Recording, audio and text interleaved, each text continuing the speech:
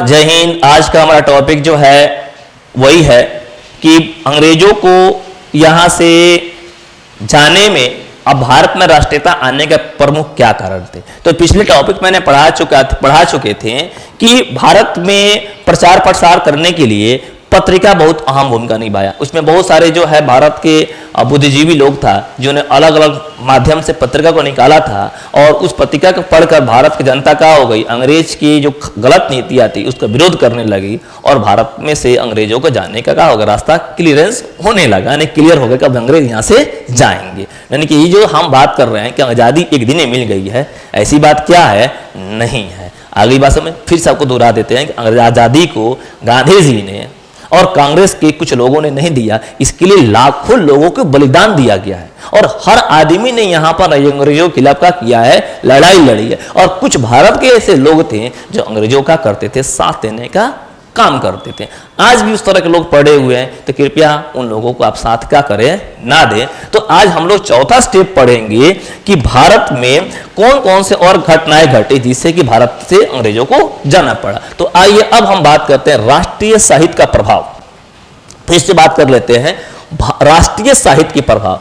मतलब कि यहां पर बहुत सारे साहित्य किताबें छपते थे, उस साहित्य की किताब को पढ़ के भी लोगों के अंदर में क्या हो गया, एक भावना जागृत हो गई कि हमारे पास क्या होना चाहिए, एक राष्ट्र होना चाहिए।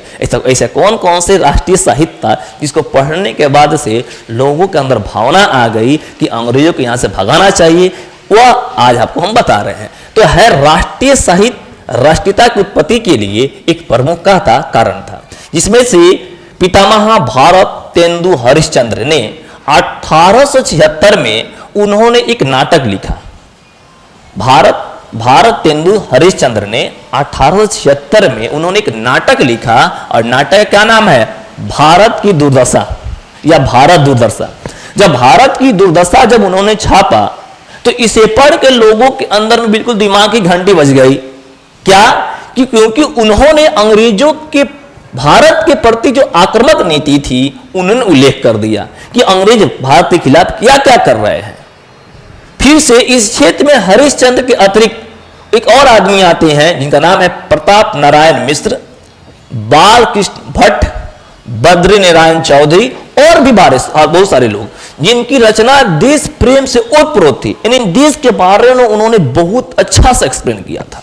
और अन्य भाषाओं में जैसे उर्दू में मोहम्मद हुसैन, अल्ताफ हुसैन हाली, बांग्ला में बंकिम चंद्र चटर्जी, आपको पता ही होगा अक्सर हम लोग गीत गाते हैं वंदे मातरम, तो बंकिम चंद्र चटर्जी ने ही वंदे मातरम का क्या किया था, रचना किया था, आप लोगों को पता होना चाहिए। तो यही बंकिम चंद्र चटर्जी भी उन्होंने क्या किया, एक साहित्य की रचना की, और उस साहित्य में भारत के यानी देश के प्रति क्या किया था कि अपना देश प्रेम को बताया था कि देश प्रेम क्या होता है, उन्होंने इस बात को बताया था। मराठा में चिपलूणकर, गुजरात में नर्मदा, तमिल में सुब्रमण्यम भारती की रचनाओं और देश के प्रेम के बारे में दिखाया गया था। और इस रचना और इस साहित्य को पढ़कर लोगों के अंदर में अंग्रेजों के बीच क्या हो गया था, नफरत आ गई। क्यों कि अंग्रेज भारत के खिलाफ क्या कर रहे हैं, कौन कौन से गलत काम कर रहे हैं, और इसके परिणाम हुआ कि अंग्रेजों को भारत छोड़कर जाना पड़ा।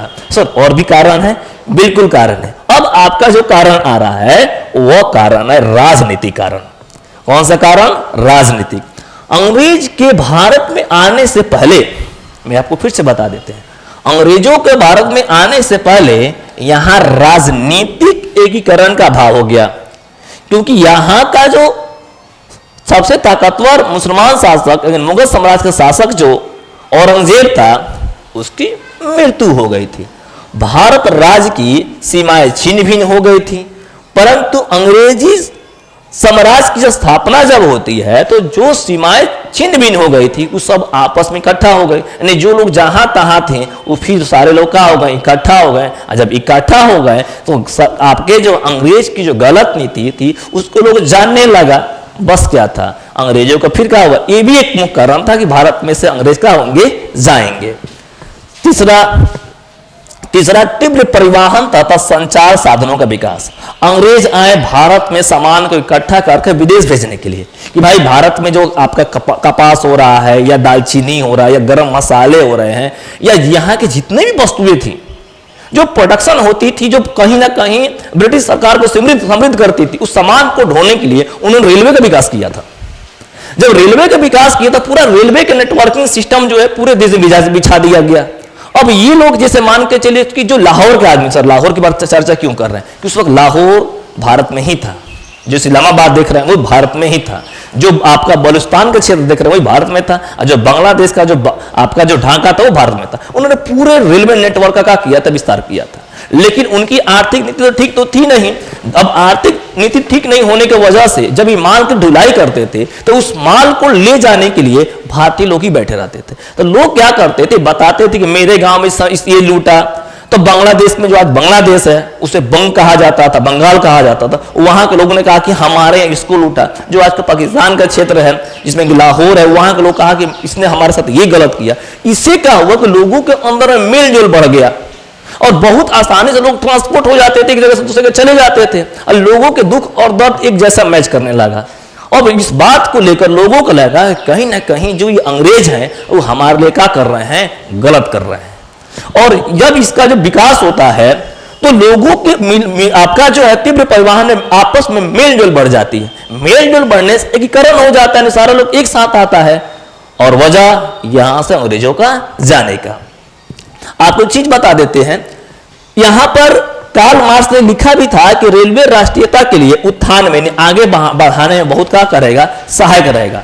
1865 में एडिसन ने लिखा है कि रेलवे भारत के लिए वो कार्य कर देगी जो बड़े बड़े वंशों ने पहले नहीं किया था। बिल्कुल सही बात है, उसमें वंश में एक ही काम होगा कि अंग्रेजों को भागने का रास्ता बिल्कुल क्या हो गया, रेल ने पूरा कर दिया। अभी भी देश की तरक्की में रेल का क्या है, काफी अहम क्या है, योगदान है। ओके।